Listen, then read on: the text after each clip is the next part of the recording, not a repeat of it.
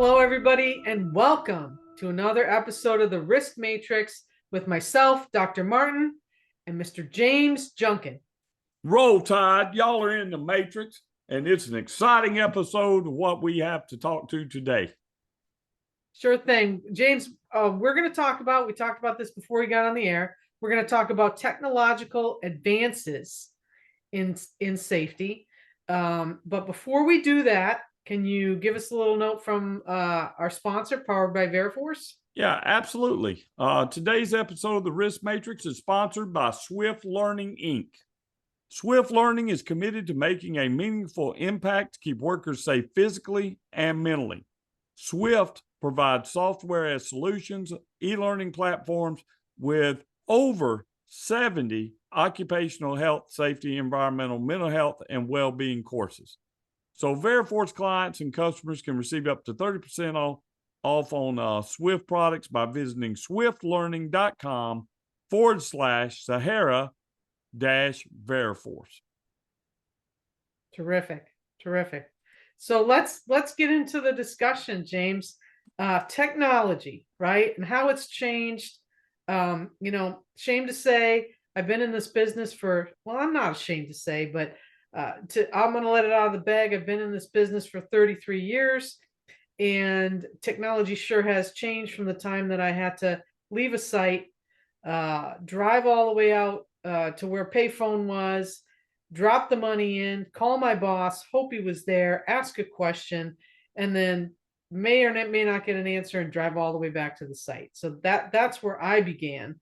But wow, in the last 3 decades plus, we've made some really incredible improvements, and things are changing all the time. And more is on the way. I mean, I'm simply amazed at where we are with AI and the potentials of where we can go.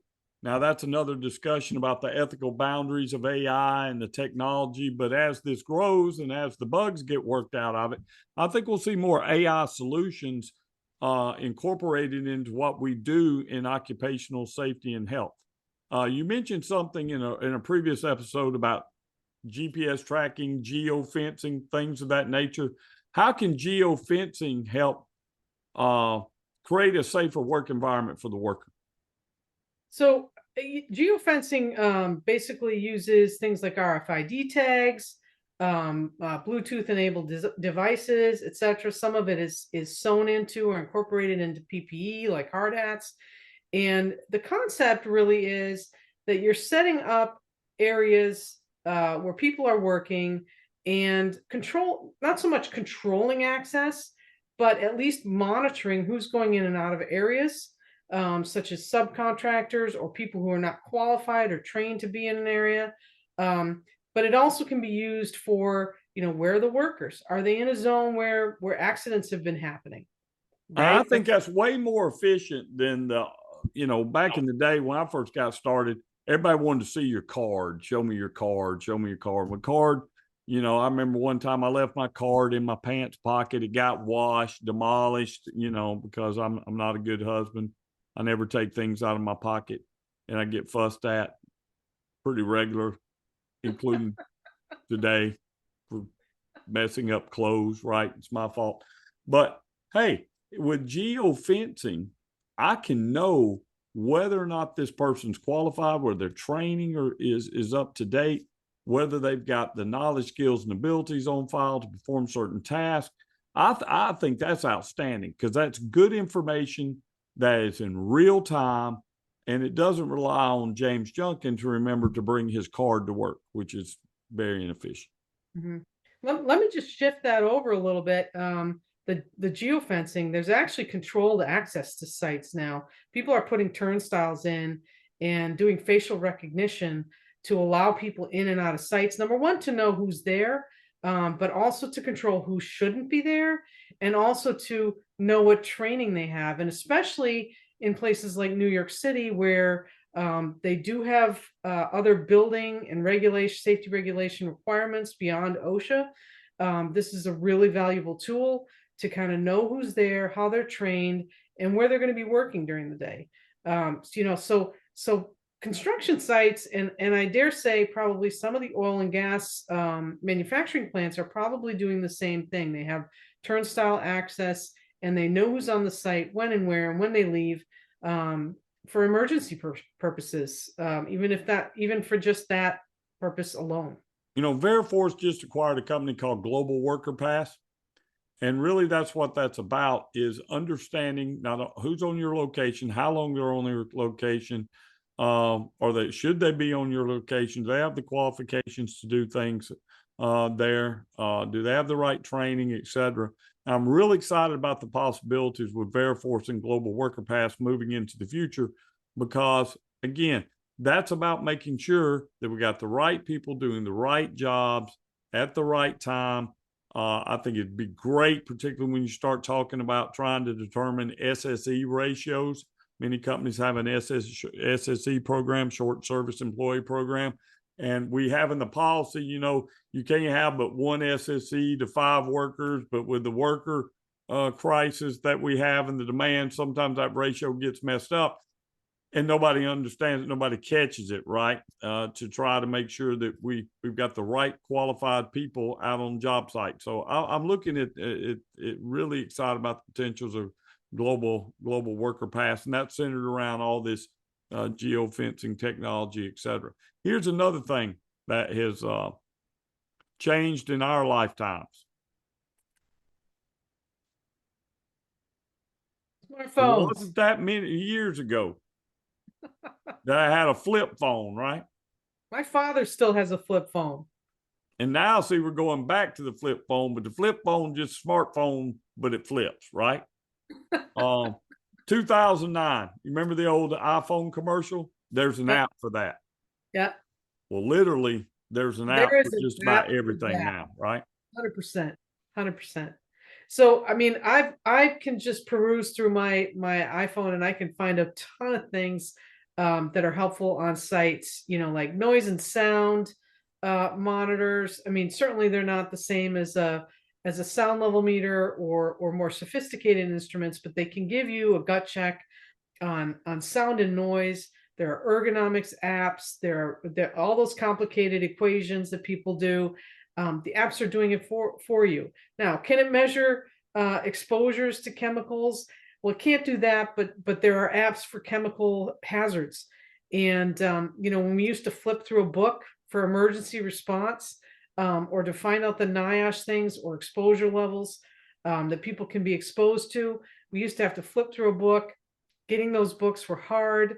You had to purchase them and then you'd lose them. But now you can just open the app and look at the hazardous materials reference guide or the NIOSH guide right on your phone. The ERG app has been one I've used for many years. You're right. I used to tote around the big old thick NIOSH pocket guide for chemical hazards, and now it's right there on my phone. Regulations, regulations, right? Searchable regulations right on your phone. I wish you could see it. I've got all the printed CFRs that are about this thick, because I'm a book guy. Yeah. Everything I need from a regulatory standpoint is right here on my phone. Here on my phone. Apps like you talked about, fall protection measurements, the emergency response stuff, ergonomic formulas, no need to memorize. We got an app for that now, right? Yeah. Heat stress guidelines, weather apps to tell us the weather in real time, to watch it move towards us, away from us, around us. I mean, there are so many things that we used to either worry about or not worry about that we can actually track on our phones right now, or do on our phones, and do it quicker than we ever could before. One of the things that's been at safety conferences for probably the last 5 or 6 years, but now you're starting to see the price come down and people actually using these things, is wearables. Mm-hmm. I remember when I first saw the exoskeleton, I was like, that's pretty cool, but that cost a whole bunch of money and it's not scalable. Well, now we're getting into a price where it can be scalable. So talk about, wearables. When you usually think wearables, we think exoskeletons, but there are other things that are wearables, right? Yeah. People have watches, they have sensors in hats or bands around their heads, and they take biometric data to monitor workers for all different things, heart rate, temperature, as we said, location. All these things can be put into like a watch, or another wearable that really kind of monitors depending on what kind of situations people are going to be going into at work. And really a lot of, in the past 3 to 5 years, I would say a lot of these devices have been ground truthed, with some really good research. And so, yes, when they first came out, it was very hard to get them. It was expensive, and they were hard to use. They were hard to figure out how you're going to use this data, right? But if you go forward to some of the other advances, you have software as a solution, right? And you Right. have digital management systems where this data comes into. The kicker there is that you have to have somebody who's savvy about managing that data and getting the outputs in order to use those wearable technologies in the way that they were intended. Here's one where technology, I think, is going to fill a gap and is filling a gap. And one of our hub partners, Veriforce hub partners, Predictive Safety, has got some technology that we really find very interesting, and that is centered around fatigue. And fatigue is related, I guess, to help mitigate the potential for injuries and fatalities. But not only fatigue, but fit for duty, where we can also use the same technology for reasonable suspicion and impairment detection. Yeah, yeah.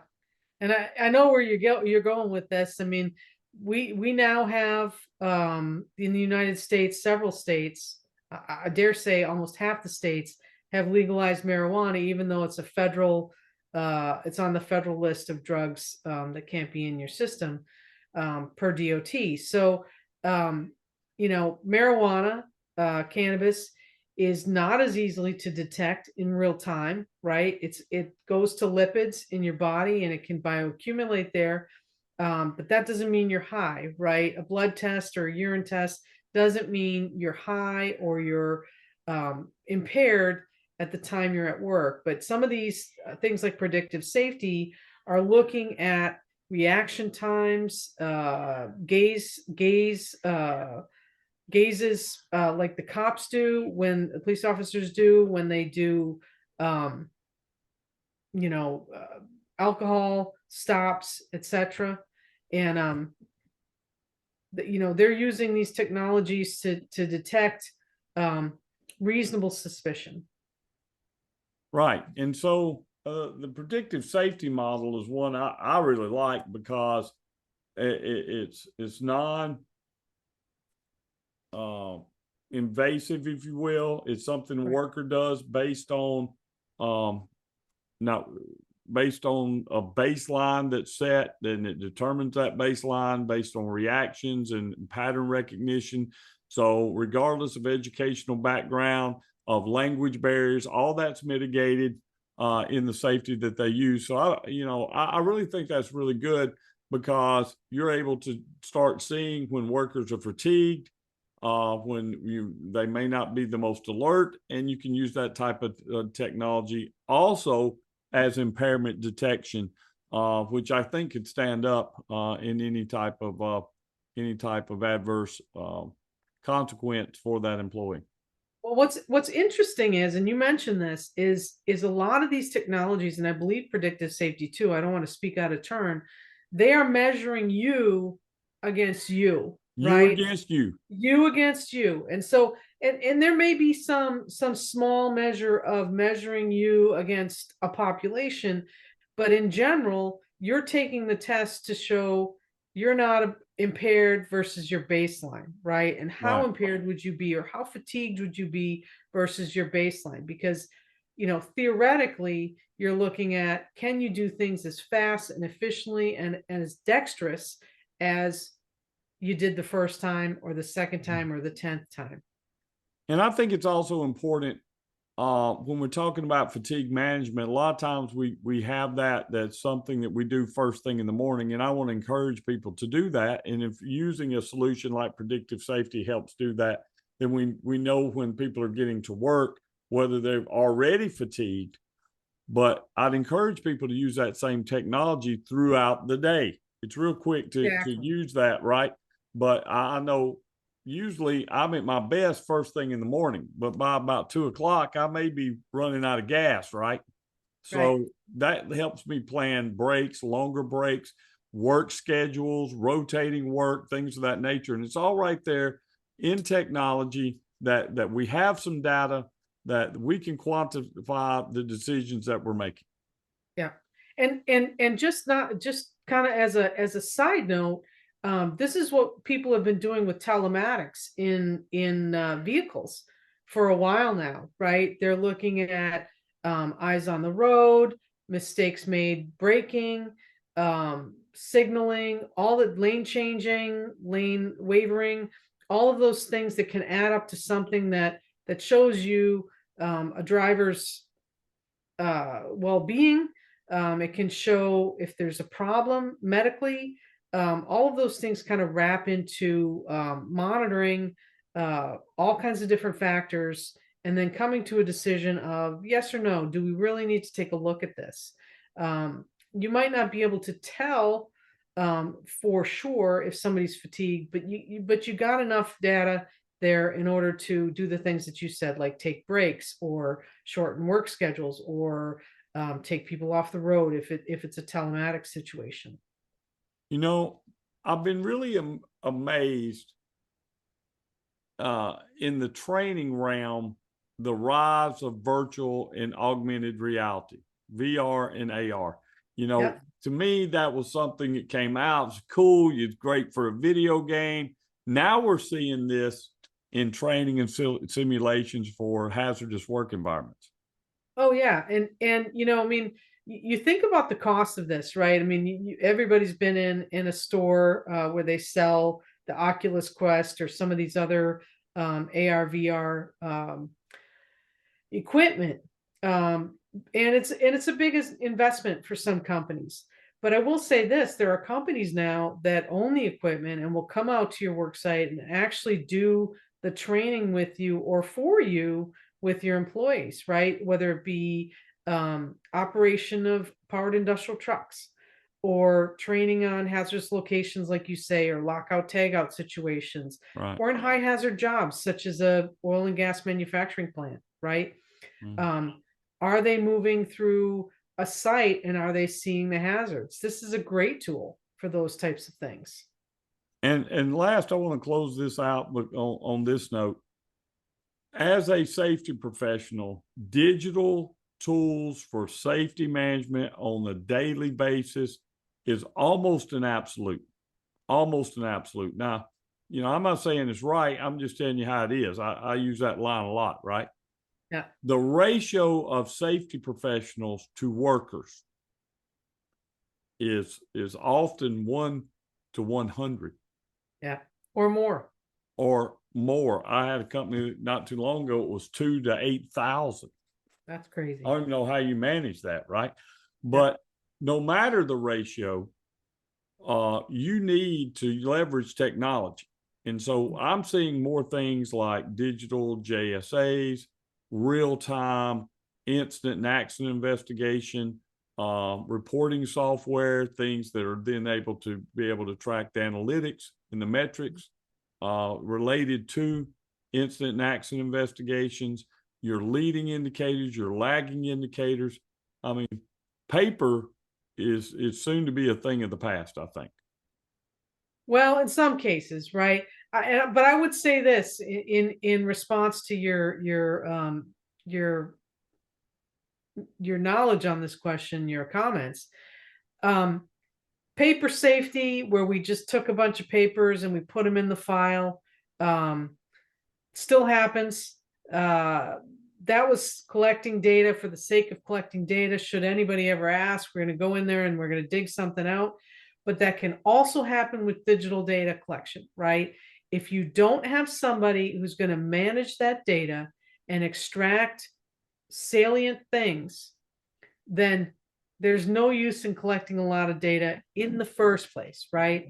Part of our responsibility, especially in those companies where you can't get everywhere, 2 to 8,000, 1 to 100, you have to be putting in place those digital management tools, and you have to have somebody who's looking at that data on a daily basis and extracting the information in order to make good decisions. And not only to make good decisions, but to make good recommendations to management on how we can improve. Yeah, 100%, 100%. Now, I'll say this as we're kind of winding this down. I love technology, but we can get enamored with our gadgets. Okay. There's nothing that can replace the human contact, right? Actually going and observing the work site and observing people at work and talking to folks that actually perform these tasks on a daily basis and getting their input. They are the experts in this field. The other thing I think is sometimes we get all this technology, but we really don't know how to use it. Yep. We have it. I mean, I'm guilty of it. I've got computer programs on my computer I barely even know how to open, much less use. So if we're going to spend the money to buy the software, let's spend some money training people how to use the software. Right. If not, it just gets, it's an expenditure. It looks good. It sounds good. It sounds great in our ESG report, but it really is not providing a meaningful change there on the job site. Because it's not helpful. It's not helpful if it's in there and you can't put your hands on it. That's just right. Like the piece of paper on the desk. If you can't find it, it doesn't exist. So if it's not helping bring workers home safe from high hazard jobs, from hazardous jobs, do we really need it? But I'm excited about the potentials with technology. I encourage some of my safety professionals and brethren that are a little bit older, don't be afraid of technology, right? It will make your job a lot easier heading into the future, and change toward technology and technological solutions is inevitable. Yep, totally agree. And hey, I'm going to wrap it up for us. Thanks again for listening to the Risk Matrix with Mr. James Junkin. Roll Tide. Roll Tide, and myself, Dr. Martin. I know we have good discussions on here every week. So if you like what we do, follow us, like us, share us. And, you know, if you've got comments, good or bad, drop them in our LinkedIn posts or Veriforce's LinkedIn posts or on the YouTube channel. We're happy to like get into a debate with you. And if your debate is good, you might find yourself on the show. Thank everyone for watching. Until next time, y'all keep bringing those workers home safe.